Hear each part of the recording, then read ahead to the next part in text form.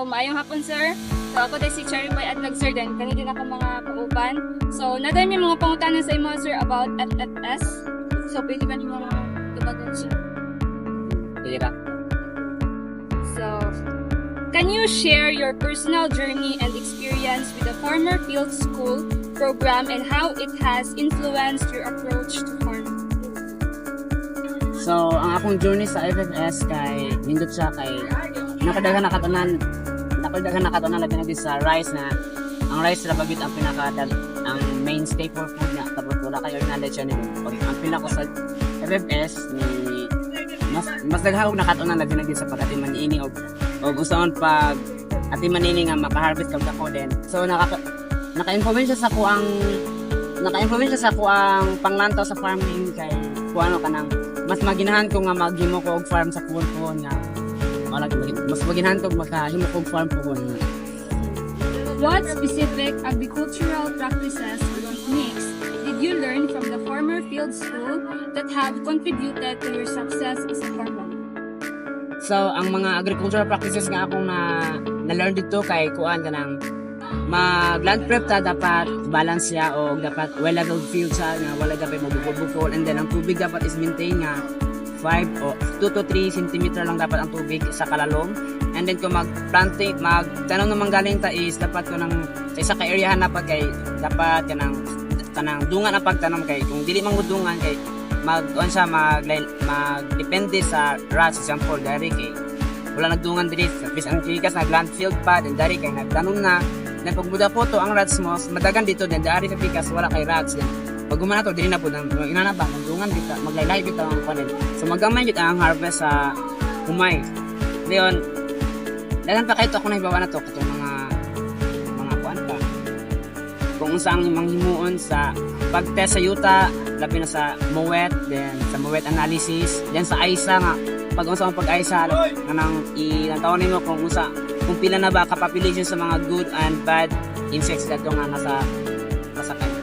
How has the Farmer Field School program impacted the overall yield and quality of your agriculture? So si FFS kay nakatabang jud siya sa quality o sa mga sa yield sa humay kay kuan man o kanang maghahatag man og knowledge si FFS kung paunsa ati manong si humay nga manindot ang quality. Kay dili man guna sa pagtanom mo sa humay dapat dili siya mga sagol-sagol ang gamiton nga seeds dapat kung hybrid mo hybrid ra gid pod wala dapat mga sagol. So kipliyon jud nato tong mga hybrid. So gikan pa lang ato sa seeds pag pili pa lang sa seeds na quality natong humay.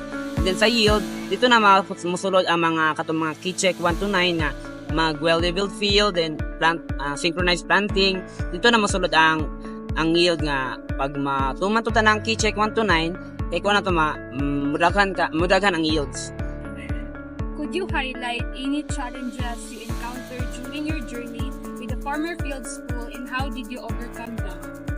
So ang ako ma-highlight lang yung mga encounter na ako dito during sa among session kay kuan kanang siyempre first timer man ko dito sa amuang kuan din estudyante ra pod.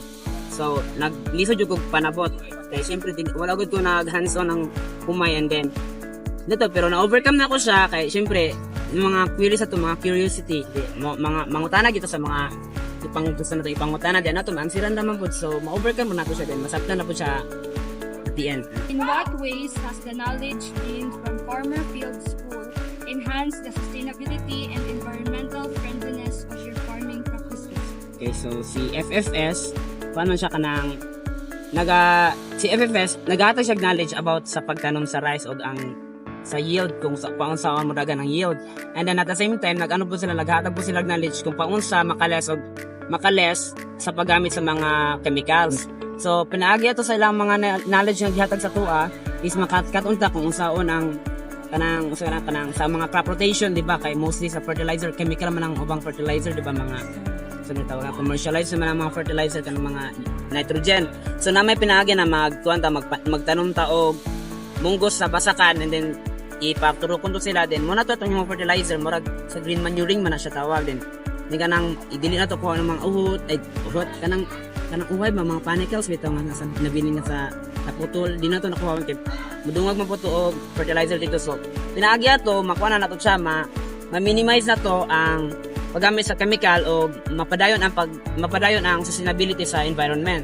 And at the same time katupong mga pesticides para sa mga nagatudo pa ng FFS kung paunsa maghimuog mga insect attractant or repellent or katong mga attractant nga or mga repellent pod nga mga tanom sama sa tanglad or katong baho-baho mo to siya ginatanom pod sa kilid-kilid sa basakan.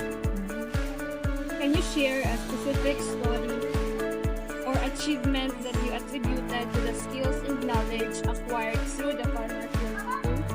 Okay. So, syempre, pag-introduction sa jud ko. So, syempre, first timer man ko sa FFS. So, wadyo ko yung mga knowledge and then wala ko nag-expect nga mahimo kong leader dito nga mag-una-una sa grupo kay grupo man mi. So, sa among grupo, nahimo kong representative. Then, gipato mi sa basakan kay mag-aysa lagi daw. Pero gituduan mi kung paano sa mag-aysa. So, nanguna pud mi dito tanan and then dito na ako naibalan nga magamit og itong leaf color man siguro itong LLC man siguro sige. Leaf color basta mo na siya. Leaf color basta itong green nga balan nimo kung kulang bag nitrogen or dili. Then ito na balan ako nga.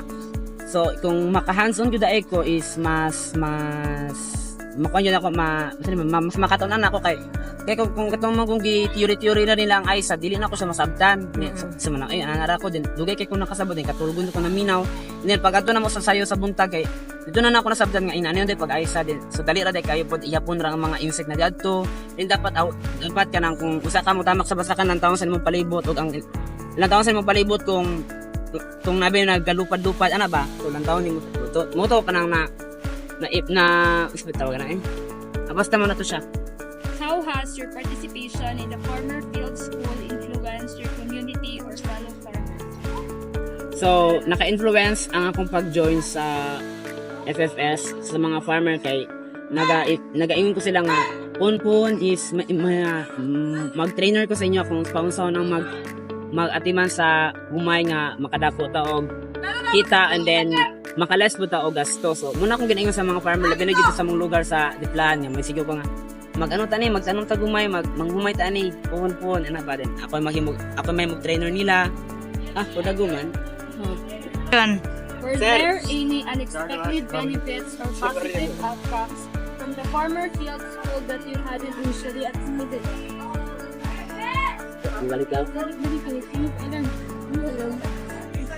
Were there any unexpected benefits or positive outcomes from the farmer field school that you hadn't initially anticipated? Oo, naagi yung mga mga unexpected benefits sa mga pagkauman sa mong training kay nasa pangatag ang mga mowet kit, tong LCC dito mga to leaf color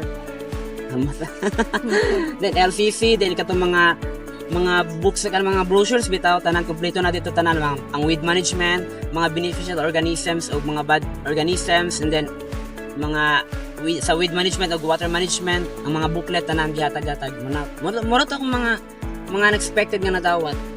What advice would you give to other farmers considering participating in a farmer field school program based on your own transformative experience?